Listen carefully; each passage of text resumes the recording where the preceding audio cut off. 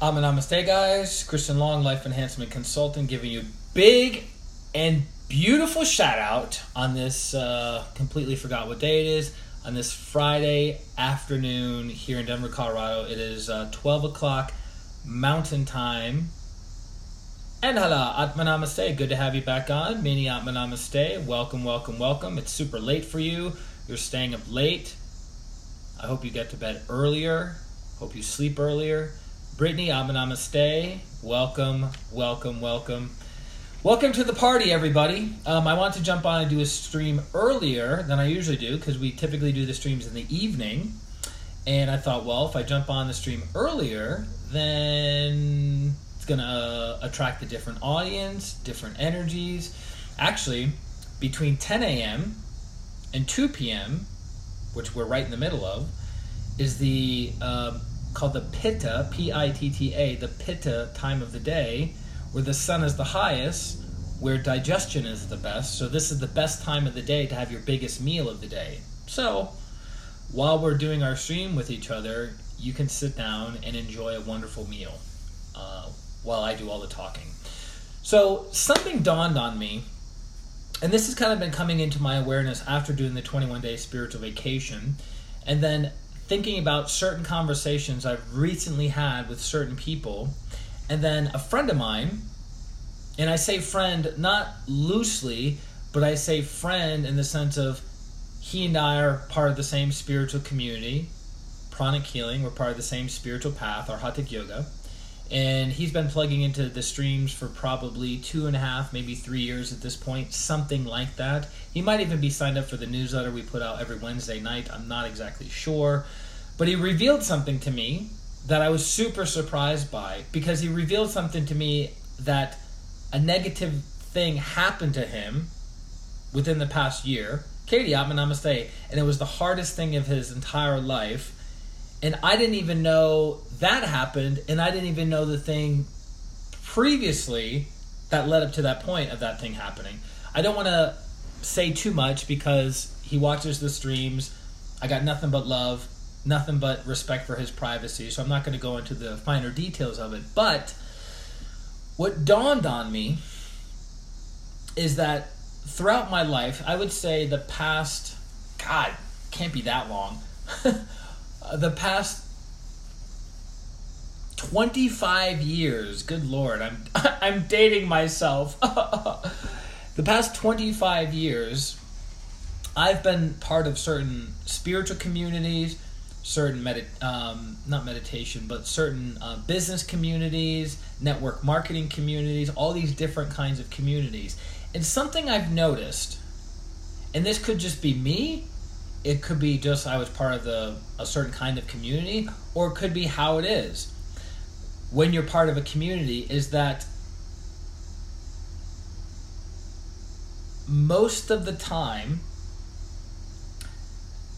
the depth and understanding of the persons that you see week in and week out, month in and month out, and even year in and year out, you know very, very, very little of that person's story.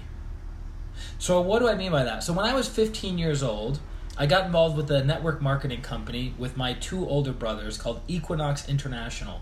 Here I am, 15 years old, selling products to my friends at school and getting constantly in trouble. Christian, you can't sell products to school. Christian, you can't bring nutritional supplements to school. Christian, and I was like in the what is it called? Junior high to freshman in high school. And I was bringing in products to sell my friends and to sell their parents and to get them signed up in a network marketing company. I wasn't even legally old enough to be part of this network marketing company, but here I am, 15 years old, trying to sell things to my friends, my family, their family. And I remember even attending seminars and workshops in Pittsburgh, Pennsylvania, like getting in a car with people that I barely knew and driving, I think we drove 15 or 16 hours from where we were in Massachusetts to Pittsburgh, Pennsylvania to attend a weekend event on public speaking, on entrepreneurship, on sales and marketing. It was like And everyone was asking me, they're like, how old are you?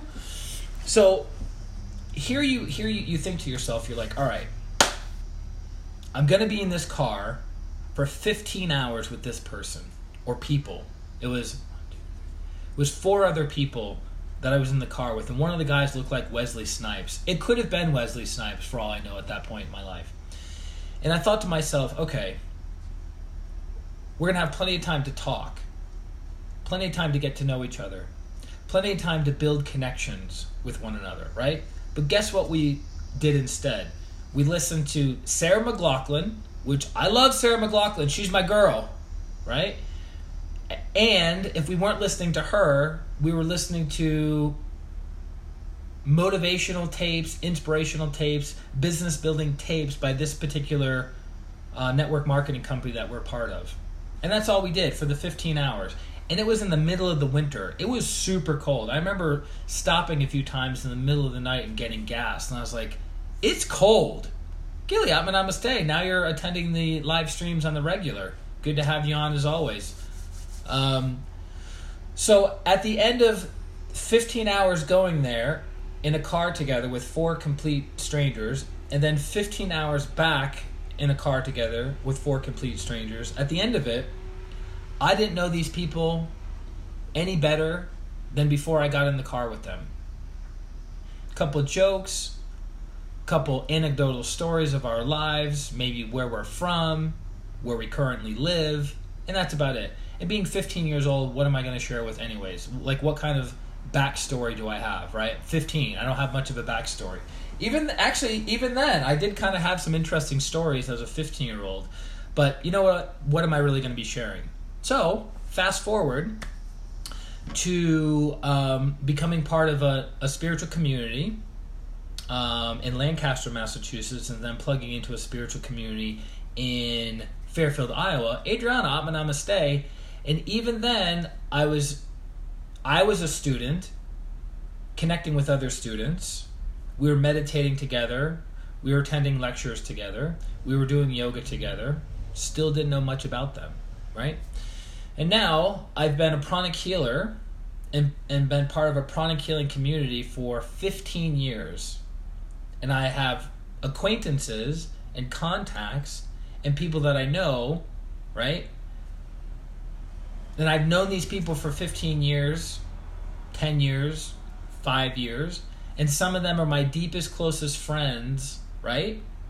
But as I'm thinking about it, and I go, you know what? This person I've known for 5 years, 10 years, even 15 years, and I go, how much do I really know about them? How much do I really know about their backstory? And you might be saying, well, Christian, I mean, you can't know everything about everyone all the time. True, granted, fair enough. But as I think about it, I go, when we get together, what do we spend our time doing? We spend our time talking about spiritual teachings. We spend our time talking about meditation experiences. We spend our time talking about healing protocols. We spend our time about the retreats that we've come from, the retreats that we're currently at, or the retreats that we're going to be moving towards. Now, this could be through my own filter, because I'm a relatively open person. I'm a relatively open book. You can ask me questions, and I'm not too squirrely about it. I'm willing to engage and ask questions and be vulnerable and all those things. But at the end of the day, there's so many people within pranic healing and Arhatic yoga that I have known for many, many years, but I actually know nothing about them. I know nothing about their intimate personal lives. But as we know through Grandmaster Choa Koksui, through the I am the soul affirmation, I am the soul. I'm not the body. I'm not the emotions. I'm not the thoughts. I'm not the mind. The mind is just a subtle instrument of the soul. I am the soul. I am a spiritual being of divine intelligence, divine love, divine power.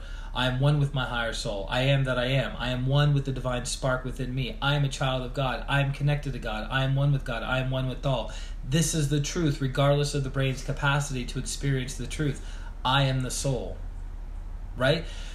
So that training within me has made me go, well, the person in front of me is a soul. The person in front of me is not their pain, is not their trauma, is not their backstory, is not their family history, is not their fill in the blank. They are the soul. And on the spiritual level, we are one. On the spiritual level, there is no separation. Separation is an illusion. So there's a part of me that doesn't stick to or bond with the story, the backstory of somebody. And I don't want to sound coarse. And again, this could be my own filter. It's almost irrelevant of what that person's backstory is, right? Unless there's some lesson to be learned from that person's backstory. Because it's like, okay, you had this childhood, this upbringing, you're an orphan, you suffered from tremendous abuse, you had a divorce that, financially bankrupt you and emotionally bankrupt you. But you're not your story. You're not being an orphan. You're not all of these things that you buy into, just like my story. I have a tremendous story that in some day, shape, and form, I'll be writing it in a book and then publishing it, and then people can get all the information they want there. But at the end of the day, I'm not that story. So I ask myself the question, is it because of who I am, that's how I bond with people or don't bond with people? Or is it because the nature of spiritual organizations, the nature of business organizations, the nature of organizations in general, is you never really get to deeply know that person. Because the focus is not on the person, the focus is on the mission. So when we get together to do our meditation and healing clinics and pranic healing, what are we focusing on? We're focusing on, all right, we're going to do our meditation practice. All right, we're going to do our healing practice. Oh, all right, we're going to do our service project of feeding the homeless, helping out with the soup kitchen, whatever it is. And that's the focus. The focus isn't on the individual. The focus isn't on the trauma of that person. But we all come to the table with trauma. We all come to the table with the needing to be healed, the needing to have insight, the needing to have recognition of who and what we are, the needing to be to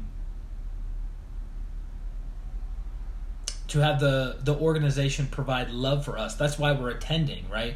We don't go to a healing clinic to be ignored. We don't go to a meditation night to be ignored. We go to be healed or to heal others. We go to be served or to provide service to others, right? So I just find it fascinating. I just had that aha really hit me hard today with this friend who reached out to me. Yarab and Namaste. With this friend who reached out to me and said what he had been going through. And I'm like, I had no idea you even started on the path of going through that. And now you're on the other end of it. And it's like mind-blowing. And I go, okay, could it also be, I'm just spitballing here, could it also be because we are men? Because men have a tendency to withhold, we have a tendency to withdraw, we have a tendency to go into our physical caves or our emotional caves to process something rather than reaching out. Because it's common, when a woman is going through pain, a woman has a tendency to reach out to her social network, either online or offline, to feel connected, to feel part of a group, to feel part of a community. But men, we're not so much like that.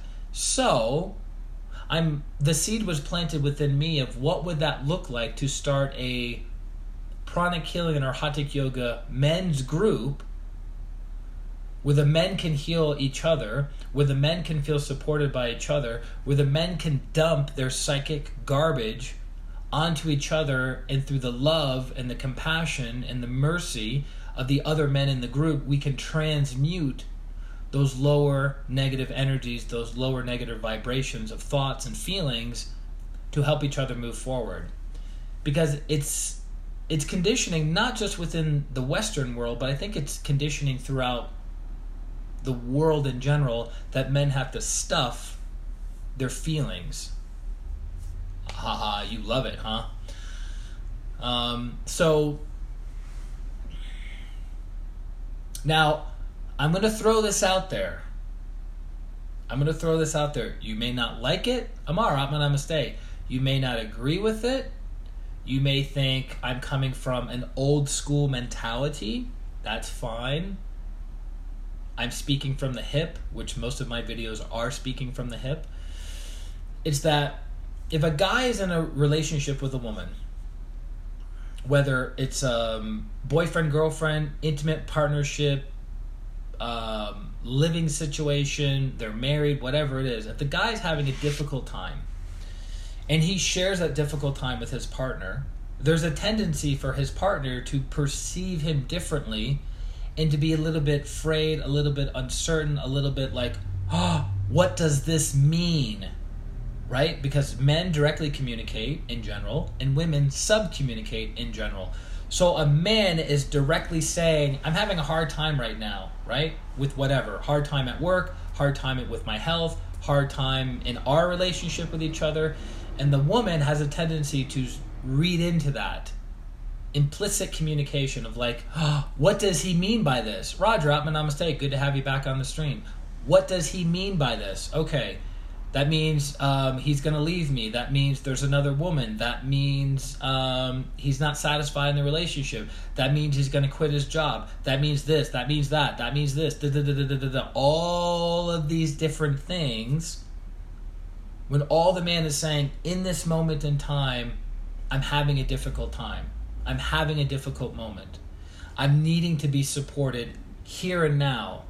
Not that it means my world is falling apart, not that I'm going to make drastic decisions with my life or the life of my partnership or the life of where I'm living or the life of where I'm working or the life of etc., etc., etc., just in this moment, right?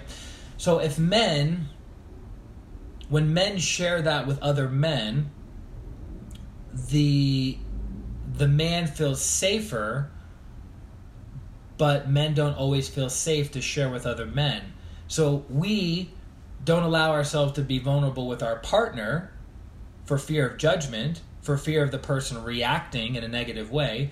We don't feel safe communicating our weaknesses and limitations to other men because we'll be seen as weak, we'll be seen as not enough, we'll be seen as inadequate by our peer group as men. So what do?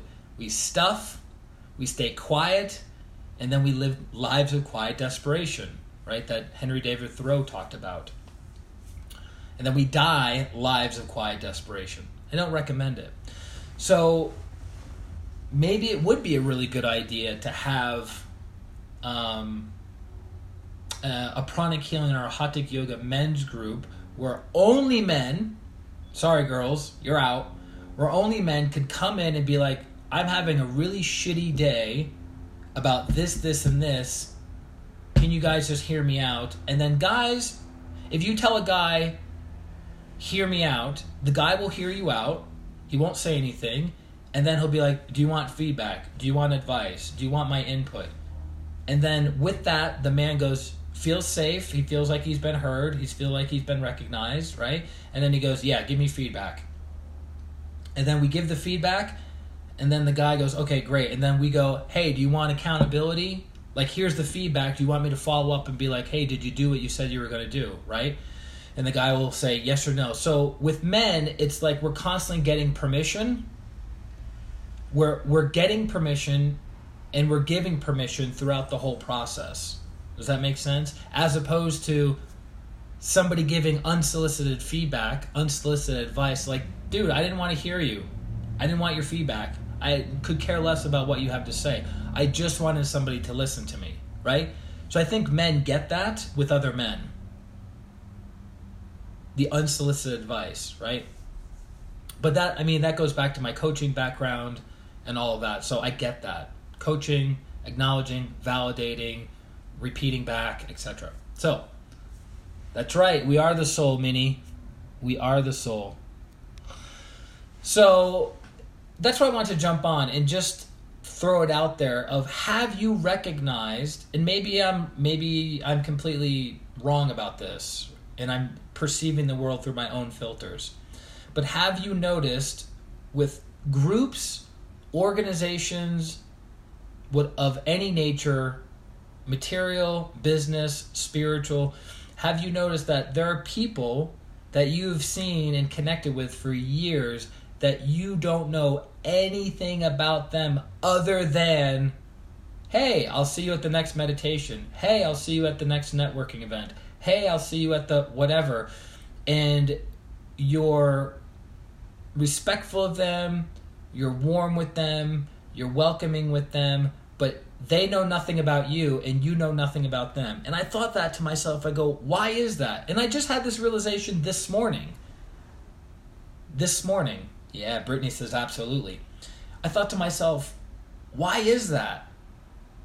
Sherry, Ava, namaste. Why is that? Do we feel we have a limited degree of love that we can give, a limited amount of attention that we can give, a limited amount of listening, active listening we can give? Or is it that we don't care? And I remember actually at the 21-day spiritual vacation, one of the masters said something really beautiful that like hit me like a ton of bricks, and said, it was like very specific. She says,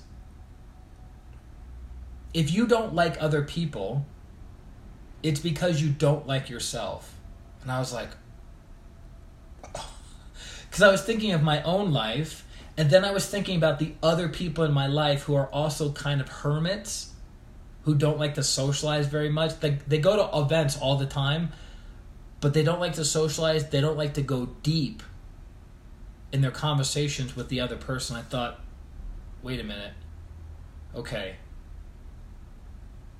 If I like myself more, does that mean I will like other people more? And I'm like, because as the retreat was progressing, right? As the retreat in Bovina, New York was progressing, more healing was being done, more self-love, self-care, self-respect, self-worth, self-esteem was going up. I noticed something, that my desire to connect with another person, not superficially, but deeply, started to develop, started to emerge. And I go, oh, she was right the whole time. She was right. The reason I don't reach out to others, the reason I don't connect with others, the reason I don't go deep with others is because of my own inability to love myself and care for myself and my self-esteem. Because look, for those of you who do know me deeply, who are intimate friends with me, I can go as high as you want to go in a conversation and in an experience, and I can also go as low as you could imagine, actually under the foundation of the building, right? Because that's kind of like how I am with myself, of like, how can I see this from a super high perspective? And what's the really dark, lower nature of this aspect, right? Do you have time to go deep with everyone there? Yeah, so that's a really good point that Adriana brings up. If you're at an event with 100 people, you're at an event with 1,000 people, like an Anthony Robbins event where there's 15,000 people, how deep can you go with everybody, right? Which brings me to a point of something I saw in a video on YouTube by a comedian yesterday. The comedian's name is Tom Segura. Tom Segura. Anyways, I don't know if I'm saying his name right. Segura. Anyways, so he made an interesting point about getting to know new people and making new friends. He says, you know, within like a millisecond, if you have chemistry with another person, if you connect with another person, you know it like instantaneously. And he goes, outside of that, you should just put up your hand and be like, no, not interested. So if a person meets you in a bar and you immediately, like through the tone of their voice, through their body language, you don't resonate, you don't connect, you should just be like, no, we're not going to do this right now. But thanks for the offer. And I thought about that, and it's like, the people who are the closest to me right now, my friends, and most of my friends, sadly enough, are at a distance. Why? Most of the people that I'm connected with, I know immediately, like that. Like the connection was like this, right? But the people that I tried to like drag through the process of building a relationship, drag through the process of building a friendship, having to constantly convince, cajole, invite, persuade, whatever, which that's not common. That's not really how I show up. There are exceptions to that for sure.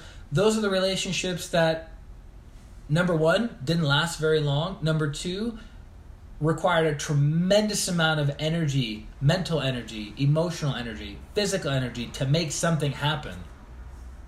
That's not how I want to build my relationships and my friendships with people. So, going back to what Adriana said, hey, maybe you're not supposed to connect with everyone deeply. Upasana, namaste. Maybe you're not supposed to connect with everybody deeply. Fair enough. But it's like, I see you 3 times a year, and I've seen you 3 times or 4 times a year for the past decade. I should know if you have kids or not. I should know if you've been married or not, or divorced. I should know what you do for your work, right? But I'm like, I don't. So it's kind of interesting. From a neurological perspective, humans have been humans for 250,000 years. We've been humans. We've been Homo sapiens for 250,000 years. Now, there's other aspects to our development and our soul that is much, much older, but for the sake of this discussion, 250,000 years. And we've been hunter and gatherers. Yeah, hunter and gatherers for 250,000 years, and we've been quote-unquote civilized for 16,000 years. Our brains have been hardwired to have connections with 250 to 500 people. 250 to 500 people, we should know most everything about that person, right? Like their age, their name, how many siblings they have, their parents, their family dynamic. Between 250 to 500 people, their family dynamic. Past that, we start to lose our ability to remember and to connect with their story. But here's something very interesting, right? We have we have a 5,000 friend limit on Facebook. 5,000 friend limit on Facebook. So that's 10 times more than our brains can register of how we've been conditioned over the past 250,000 years.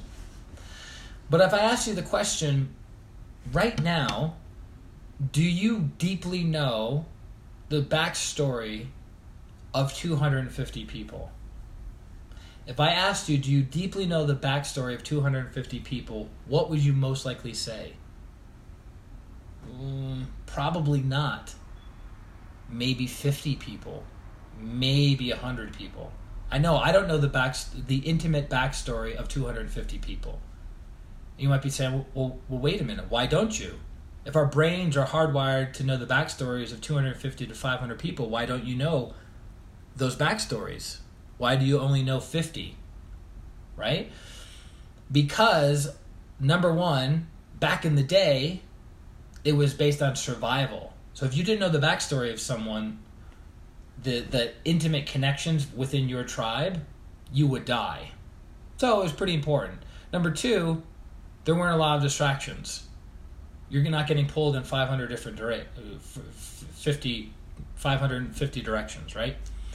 Number three, at this point in time, it doesn't really matter because we can access the internet and get all the information about that person. You can go onto my LinkedIn, you can go to my website, you can go to my Periscope, you can go to my Facebook, you can find out everything you need to know about me within a matter of 10 minutes, right?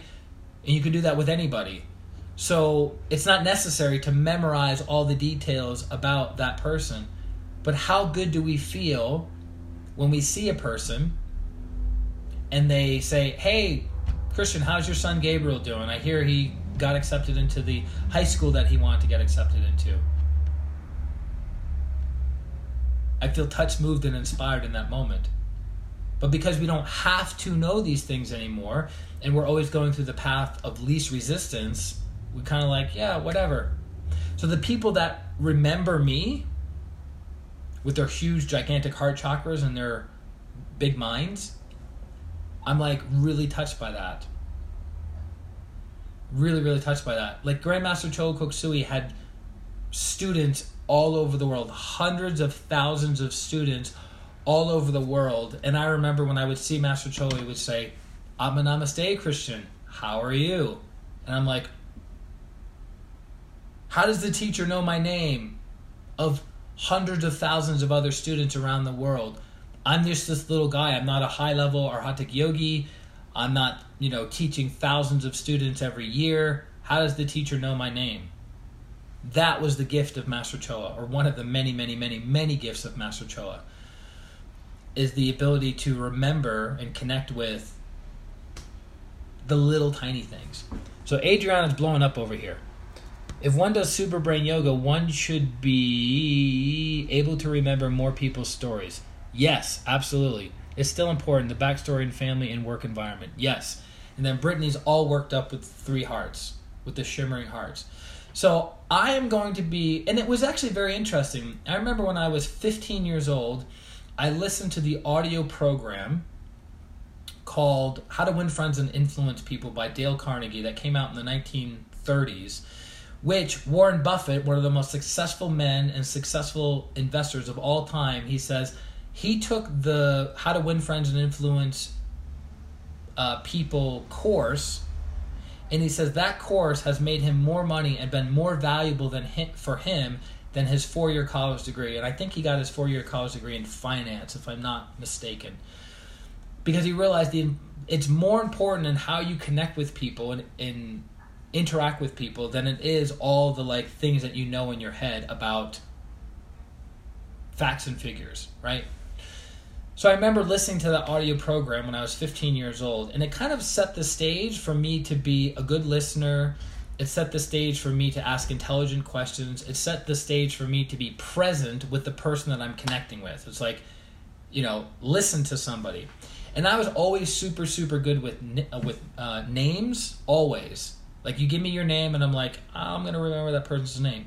So when I would see that. But then other parts of my memory over the years became less and less trained. So I would be like, I would remember the situation of where I met that person. I would remember their name, but then I would remember nothing else about them, because I wasn't making associations to what they said, what they shared with me about an intimate part of their life. So if they had kids, totally forgot it. If they were married, totally forgot it. If they had a job, totally forgot it. I only remembered things if I made an association from the thing that they're telling me to something that's also important and relevant to my life. So, for lack of a better way, making it selfish. It's like, oh, that person knows about investing. Okay, well, if I want to start investing money, I got to remember to talk to that person. Okay, got it. All right, name is this, investment, they went to this school, this is how much they have under management, yada, yada, yada, yada, yada. Okay, perfect. Right? And that takes what? It takes mental effort to do that. It takes time to do that. So, and there came a point, I've been going to networking events since I was 15 years old. I've been to many networking events. A lot of networking events. I'm not saying I became an expert. I used to tease my dad about certain things when I was growing up, and he goes, I've been doing that, and with respect to my dad, and hello, Atma Namaste, I was a punk kid. This is long before spirituality. I was always into personal development, but this was long before spirituality, long before my heart was activated and developed, long before. I was a punk kid. I was a runaway, all these kinds of things.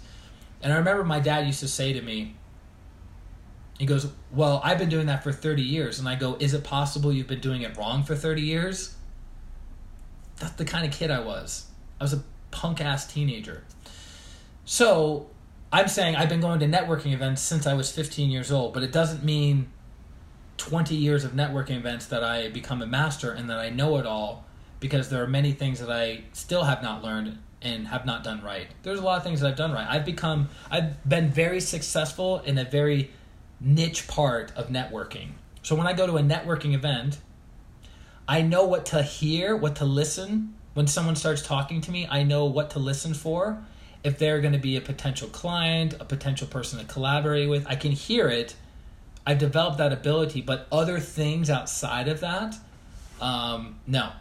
Kara, I'm going to say, good to have you back on, fellow pranic healer from the UK, bringing it hard, right, from the UK. Yeah, from the UK. See, I'm working on remembering things.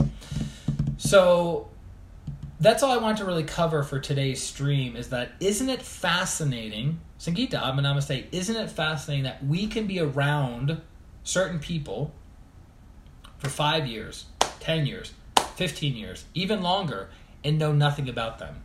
Blows my mind. So I'm committed to changing that. I'm committed to becoming a better person. I'm committed to being having more heart energy with the people that I interact with. And I was practicing that. In at the 21-day spiritual vacation. And I'll leave you guys with this. Speaking of practicing opening the heart. So I'm reading a story that's half of the book is true. The other half is a fiction story that the author came up with. And it's called The Initiate by Sybil Scott. Sybil? I think it's Sybil Scott. And I'm not going to go into all the details of the fiction portion, but basically a spiritual aspirant came from a very wealthy family and a wealthy background, and he has a spiritual mission. And part of his assignment of the spiritual mission was bringing a person with him on this spiritual mission. And the person he chose to bring with him was a woman who fell in love with him and never fell out of love with him, right? And she was not the most attractive. She was older. The age was starting to show on her face and on her body. And so he's just like, all right, let's do this thing together because it's part of my spiritual assignment. And then he started noticing something, that when he made eye contact with her from a loving space, she became brighter. And then when he would say certain words to her with being aware of his heart, she would become even brighter. She would become more youthful. She would become more sweet and more soft and more attractive to this person. And he goes, whoa, huh. And so as they were going on their spiritual mission, traveling through the mountains, he would start practicing different things to awaken the love aspect within her. But here's the interesting thing. He's not awakening the love aspect within her because she never stopped loving him. She never stopped caring for him. She never stopped wanting to be with him. But when he was giving love to her, his heart was opening. And the love aspect within him was awakening. So as I went about the 21-day spiritual vacation and I started listening to people more, and I've always been, don't get me wrong, I've always been a good listener, and I mean that. I've always been a good listener. I say that with humility because it's been a lot of training. I've always been a good listener, but there comes a point in the listening process and in the training process of like, I just need a break right now. I don't want to listen to anybody. Because being an active listener takes a lot of energy. A lot of energy. To do it well takes a lot of energy. Because you're holding space for somebody to feel comfortable enough, to feel that they can trust you enough to open up themselves and share a lot of not so positive things. God, there's so much energy coming down right now. Does that make sense? So if somebody's sharing something that's phenomenal about them, like you'll never believe the good news, that doesn't tire you out. You could listen to good news all day long. You could listen to wonderful things all day long. It's the things that people hold in, bottle in, are afraid of sharing that take up so much energy. You're like, okay, here we go with this childhood trauma. Let's do this. Here we go with the feelings of inadequacy. Let's do this. Here we go with fill in the blank, right? Let's do this. That takes energy, and I get it. We sign up for it. We sign up for it as healers. We sign up for it as coaches. We sign up for it as mentors. We sign up for it as advisors. It's who and what we are, and it's what we do. It just is what it is. But that being said, there are times that the healer needs time to heal, needs time to withdraw. The mentor needs time to heal and to withdraw. The coach needs time to heal and withdraw. So when I go on spiritual vacations and spiritual retreats, it's my time to get healing and my time to withdraw. And so sometimes I don't want to hold space for people. I don't want to practice active listening. I just want to meditate, or I just want a healing, right? But that's my lack of heart development. Bigger. So that's it, guys. If you are in need of healing, and I'll hold space for you all day, every day as a client, because that's what you're paying me for, go to ChristianRLong.com, sign up for a consultation, 30 minutes free. We'll transform your life in that consultation. Or if you know what you need healing on, schedule a healing session, and then let's talk about it. What do you got on your plate? What do you need to get off your chest? What do you need to become aware of to move your life forward? We'll get the awareness, we'll do the healing, and we'll transform your life and move you forward super fast. That's our guarantee. And that's it. ChristianRLong.com. Check it out. Let me know. Paula, you're late to the party, girl. What happened? You're late to the party. So there's so much energy coming down right now, but I'm going to use it to get ready for a client that I have coming up soon. And I love you guys very much. This is Christian Long, Life Enhancement Consultant, wishing you a beautiful day, a beautiful weekend, and a beautiful life. Atma, namaste. Bye-bye.